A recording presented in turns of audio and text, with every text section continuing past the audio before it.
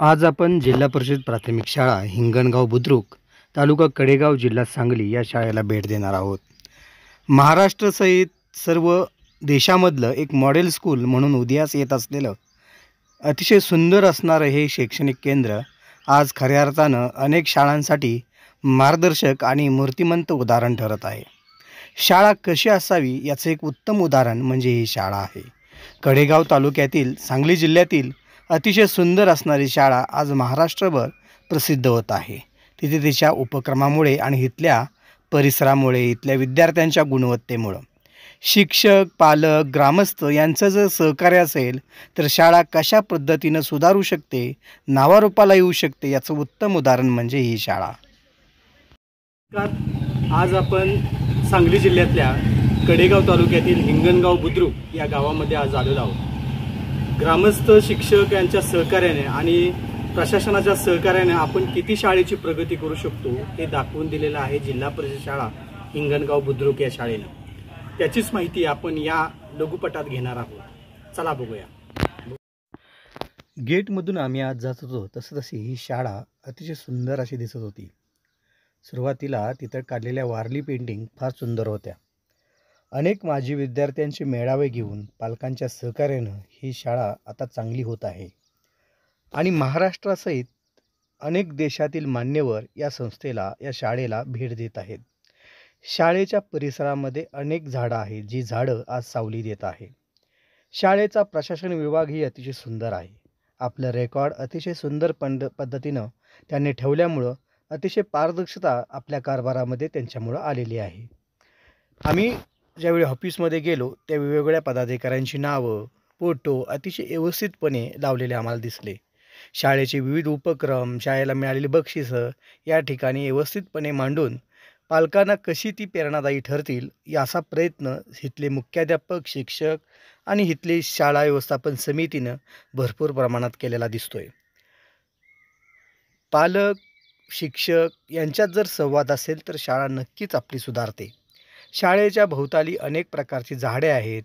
शाळेच्या भिंतीवर, वर्गाच्या भिंतीवर अनेक प्रकारची चित्र काढलेली आहेत। नमस्कार सर। नमस्कार, माझं नाव विलासराव श्रीपती आपटे। आपली शाळा आम्ही बघितली, अतिशय उपक्रमशील शाळा आहे या भागामध्ये, तसंच महाराष्ट्रामध्ये उपक्रमशील शाळा आहे। काय नक्की तुमचा उद्देश होता यामागं? यामागं मुलांचा बौद्धिक विकास करणं, शारीरिक विकास करणं आणि मुळात त्यांच्यामध्ये जीवन कौशल्य रुजवणं हा आमचा मुख्य उद्देश आहे। तुम्हाला महाराष्ट्रामध्ये एक मॉडेल स्कूल म्हणून आपली शाळा उदयाला आली, यामागं कोणी कोणी सहकार्य केलं आणि काय अनुभव आले आपल्याला? या मॉडेल स्कूल संकल्पना अशी होती की शाळेचा भौतिक विकास झाला पाहिजे, लोकसहभाग झाला पाहिजे आणि शाळेची गुणवत्ता वाढली पाहिजे। या तीन गोष्टीवर आधारित मॉडेल स्कूलची संकल्पना होती आणि ही संकल्पना राबवत असताना या गावातील पालक, ग्रामस्थ, ग्रामपंचायत यांचा खूप मोलाचा वाटा आहे। बौद्धिक गुणवत्ता वाढीसाठी खूप प्रयत्न केले आणि त्याचा परिणाम आपल्याला ज्या स्पर्धा परीक्षा आहेत त्यामध्ये आमची शाळा 1 नंबरला आहे, म्हणजे अग्रेसर आहे आणि पालकांचा त्यामुळं चांगला विश्वास आमच्यावर आहे। त्या विश्वासाचा सार्थ राहून आम्ही आमचं कामकाज इथून पुढेही त्याच पद्धतीनं चालू ठेवणार आहोत। सध्या कोणकोणते उपक्रम चालू आहेत? सध्या आपल्याकडं गुणवत्ता वाढीसाठी जादा तासिका म्हणजे अभ्यासिका असते सकाळी 9:30 ते 10:30। त्यानंतर शाळेचा जो रेग्युलर कामकाज असतं ते चालू असतं। सायंकाळच्या वेळेला डाऊट सोल्युशन म्हणजे शंका समाधान, कॉलेजला ज्या पद्धतीनं विद्यार्थ्यांना त्यांच्या शंकांचं समाधान केलं जातं त्या पद्धतीनं आपण प्राथमिक लेवलपासूनच मुलांच्या शंकांचं समाधान करतो। आणि गुणवत्ता वाढीसाठी 6 वाजता भोंगा प्रकल्प जो आपण जिल्ह्यामध्ये पहिल्यांदा राबवला, 6 वाजता भोंगा होतो आणि 6 ते 7 डिजिटल डिटॉक्स म्हणजे मोबाईल बंद आणि घरातील TV बंद हा उपक्रम आम्ही गेली 1.5 वर्ष झाला राबवतोय। पालकांनी शाळा निवडताना कोणत्या गोष्टी गरजेच्या आहेत, म्हणजे मराठी शाळा असेल किंवा कुठलीही शाळा, पालकांचा काय उद्देश असला पाहिजे? पालकांचा उद्देश असा असला पाहिजे की आपलं मूल ज्या वेळेला शिक्षण घेऊन बाहेर पडेल त्यावेळेला त्यांना कोणासमोर हात पसरू नये।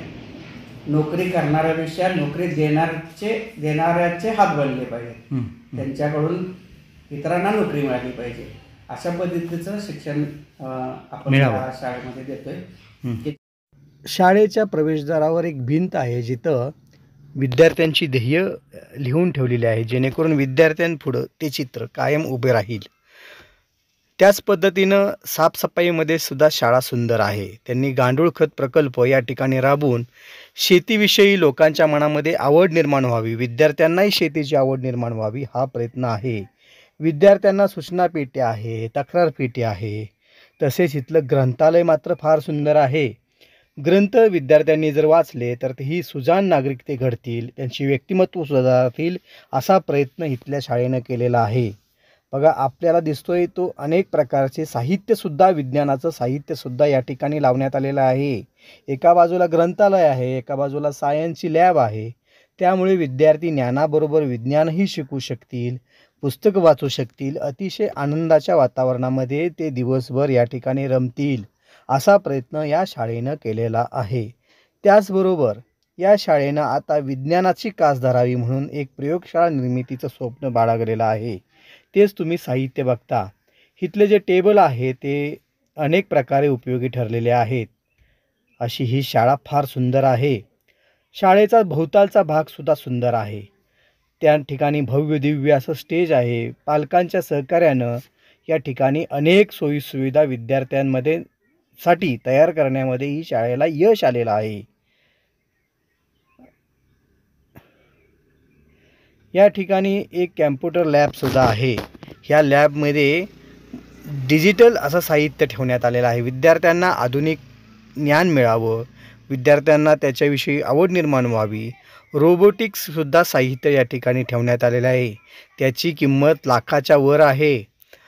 या ठिकाणी इंग्लिश लॅबसुद्धा आहे, जेणेकरून आधुनिक युगामध्ये इंग्रजीला फार महत्त्व आहे. इंग्रजी जर चांगली सुधारली तर विद्यार्थी निश्चितपणे आपलं संभाषण इंग्रजीमध्ये करू शकतील, आपलं ज्ञान इंग्रजीमध्ये संपादित करू शकतील. म्हणून या ठिकाणी इंग्लिश लॅबसुद्धा आहे, जेणेकरून विद्यार्थ्यांना सहज इंग्रजी शिकता येईल, सहज बोलता येईल, पालकांशी संवाद साधता येईल, इंग्रजीमधून इतर देशांशी संवाद साधता येईल असा प्रयत्न या शाळेनं केलेला आहे. त्यामुळे इंग्लिश लॅब या ठिकाणी सुंदर असा उपक्रम राबवताना आपल्याला दिसते. त्यानंतर सोशल मीडिया असेल, त्यानंतर विविध प्रकारच्या कॅम्प्युटरचं ज्ञान असेल, ह्या लॅबमधून निश्चितपणे दिलं जातं. विद्यार्थ्यांना विविध प्रकारची खेळणी या ठिकाणी ठेवलेली आहेत, जेणेकरून खेळातून सुद्धा त्यांचा भावनिक विकास व्हावा, शारीरिक विकास व्हावा असा प्रयत्न या ठिकाणी आपल्याला केलेला दिसतोय. बघा, इथं स्वच्छता परीसुद्धा आहे. ज्या पद्धतीनं लाल परी आपली गाडी इष्टी असते प्रत्येक गावामध्ये, तसेच या ठिकाणी विद्यार्थ्यांना चांगल्या आरोग्याच्या सोयी उपलब्ध व्हाव्यात, सवयी लागाव्यात म्हणून स्वच्छता परी ही संकल्पना या ठिकाणी लावलेली आहे. आणि इष्टीचं स्वरूप देऊन विद्यार्थ्यांना आनंददायी या ठिकाणी आरोग्याच्या सवयी लागाव्या म्हणून प्रयत्न केला जात आहे. हँडवॉश स्टेशन आहे. तसेच रेल्वेची सुद्धा प्रतिकृती तयार करून विद्यार्थ्यांना कसं शाळेकडे आकर्षित करता येईल त्यावर स्वच्छता एक्सप्रेस आहे. स्वच्छतेचे नियम लावलेले आहेत. विद्यार्थ्यांना आरामदायी वाटेल असं शिक्षण, आनंददायी वाटेल असं शिक्षण या ठिकाणी देण्याचा प्रयत्न या शाळेनं भरपूर प्रमाणात केलेला आहे. खऱ्या अर्थानं शिक्षक, पालक यांचं सहकार्यामुळं ही शाळा आज नावारूपाला येत आहे.